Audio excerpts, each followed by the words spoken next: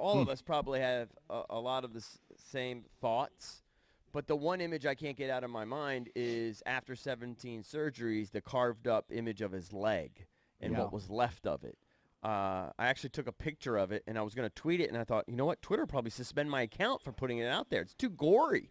Plenty of people posted the pics of his infected leg before, obviously they but I got didn't rid see of all the many tissue. of the carved up leg. Yeah. Do you remember that image? Sure. I mean, you'll never. It looked like like a third of a leg It looked left. like he was bitten by a great white shark. It looked like a piece of chicken. It was awful. Unbelievable. It was awful. just horrifying. And that's why I remember I hearkened back to when that whole thing was going down, and we put out there, I put it out on my Twitter that there was that we don't think he's going to play again from what we had heard, that this was like a life-threatening, leg-threatening infection that they were dealing with, and that one quote that was relayed to me, and I didn't hear it specifically, but it was relayed to me, was a doctor saying the mere thought of him playing again is preposterous. Yeah. Right? And it's because of exactly that, what they had to do to save that leg. And, I was talking about it with Dukes, I guess, yesterday. I don't remember when we did the show. I think it was yesterday.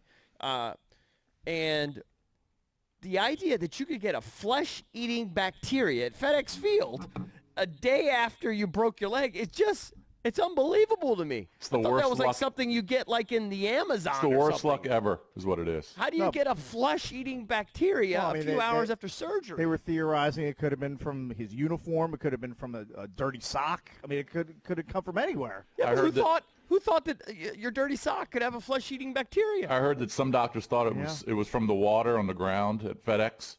Yeah. That could be. Well, I mean, I guess that bacteria is probably around, but as long as you don't have a compound fracture with your bone sticking out, maybe it doesn't affect you.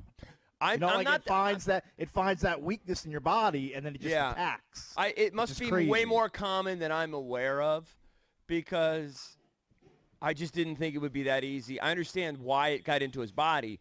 The fact that it's around is what's blowing my mind. Right. How could a flesh-eating bacteria be around at FedEx Field? There's dangers all around us, EB. There's danger everywhere you turn. Every once in a blue moon, you'll see some girl that jumps in a pond and she gets a flesh-eating bacteria or something. And you go, well, she was in a dirty pond. I guess that makes sense. But to me, that was just mind-blowing. Well, a couple things struck me watching that. First of all, I wanted more than an hour because they really kind of just condensed the last 5 or 6 months of his rehab into 5 minutes. Yeah. I mean, I wanted 3 or 4 hours of that. And props to the Smiths for allowing the cameras to come in here and follow him for a year and a half. The other thing that's kind of struck me was how strong his wife Elizabeth is. Yeah. And even if Alex did want to come back and play, man, I can't imagine she would allow it. The way she was talking and broke down when the doctor said, he might not survive this. She just wanted him to be around for the kids and the family. So it was really well done. It was too short for me. And we all knew it was bad, Eric. Yeah. Because we had talked to people in the industry and we kind of knew that. But I didn't know it was that bad because I never saw pictures of it. Yeah, I didn't see it that carved up, just sort of piece of chicken. That was just horrifying. Like how they can take other parts of his body and then just graft it onto his leg and give him what appears to now be a functional leg. Now, I would find it highly improbable he ever makes it back and starts a game in the NFL. Well, I just don't know how any doctor would ever sign off on it. For him to be running around with his kids and training on it from what it looked like is miraculous. It's a medical miracle is what it is. It's a medical miracle that he still has the leg. It explains why when we saw the images of it around Halloween, it was all clumpy and, because they just took a muscle from, the quads or whatever, and they just slapped it. It looked like they just slapped it on there. You know what I mean? Just like extra pieces of meat. And, it was just horrifying. I mean, it's really horrifying. And I wonder how the guy looks down at it every day and doesn't just get depressed. This is an elite athlete. Well, I mean, think about how close he was to signing off on the amputation. Yeah.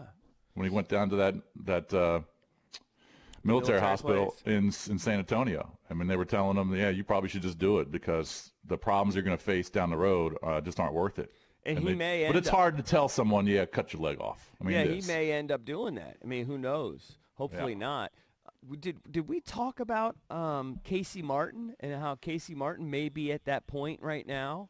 I hadn't followed up on that. Yeah, there was a story about Casey Martin about a month or two ago that he thinks he's hit that point now where he needs to amputate. Probably amputate. And what happened was he just I think he took like a bad step somewhere and it fractured. Oh. And because of the way of the fracture and because of his disease or whatever, the syndrome he has, the blood flow's not getting in there and it's not healing. And so they're going to try one other sort of last-ditch thing. Maybe he goes to Metro Men's Healthy, B. Yeah, he needs to get that blood flow. I know it's for a different body part. Yeah. But, you know what I mean? You never know. If it works for you, Johnson. You have to exhaust all of your resources and all of your options. Hey, it's your third leg. Exactly. Valdez, very good point. It's a good point. Your Good tripod. Sorry. I know it's a real life topic we're talking about, but I couldn't resist. But they never really showed Alex's leg when he was working out. They never really showed. Well, you've seen if you look at the images like with the halo brace thingy on it. Yeah. And then you just see how clumpy and it's very swollen. Yeah. But it's not it. They just It looked like they just threw slabs of muscle on there, and it'll work its way out. But it's never going to look normal. It's always going to look disfigured. Right. And I mean, it's a horrifying looking thing. But I mean, at that point, you just want function. Mm-hmm. But my other major takeaway from Project 11 was, if you're not rooting for Alex Smith at this point, after seeing what he went through, then you're a demon. You have no feelings whatsoever. You're just a horrible person. And that goes to whatever, like if you're a Cowboys fan or you're an Eagles fan and you hated Alex Smith because he played for the Redskins, you shouldn't worry about that. You should worry about the dude being able to keep his leg and leading a normal life and take sports out of it, that the guy's just a human being trying to keep one of his legs intact. Yeah. I mean, I don't care how good he was as a quarterback. Yeah, who cares about that? I mean, that's so trivial. And he certainly had an unbelievable, admirable career. But, when it's all said and done. But that's just meaningless at this point. 100%. I felt a tremendous amount of sympathy for the guy. Obviously, we're rooting for him just to lead a semi-normal life with his family. Sure. But I'm not foolish enough to think that he's coming back to play in the NFL. Well, here's what I just want. I just want him to find peace, whatever it is. And if he can find a way to defeat all the odds and be the 1,000,000-to-1 shot, go out, get cleared, that'd be amazing. But I hate to see it. I don't know how he could do it, but, let him try, I guess. I can't imagine his wife's going to allow that.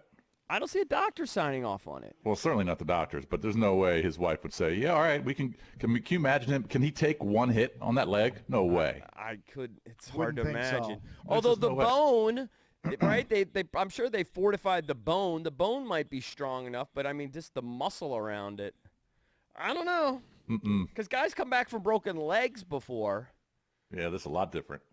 It seems like a lot different to me. And if you're the team, I mean, he's gonna have to sign 1,000 waivers to be able to get back out on the field again. Yeah. Because the liability the team would face if something like that were to happen again would be gigantic. The thing that just really, and that's I think was the point that struck me too, was how quickly it all snowballed. I mean, he went from, okay, this is a Theismann leg injury. This is gruesome. It's horrifying. You feel for the pain he must be in.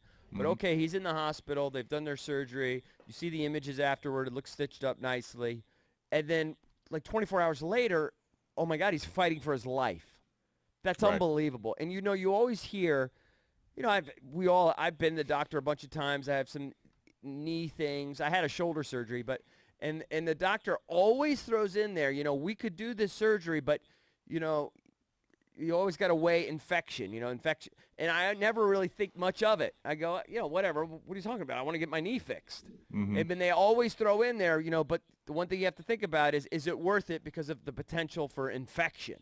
Right. Now that means something to me. It means something to me. It never really did before. I'm like, what are you talking about? Surgeries are routine.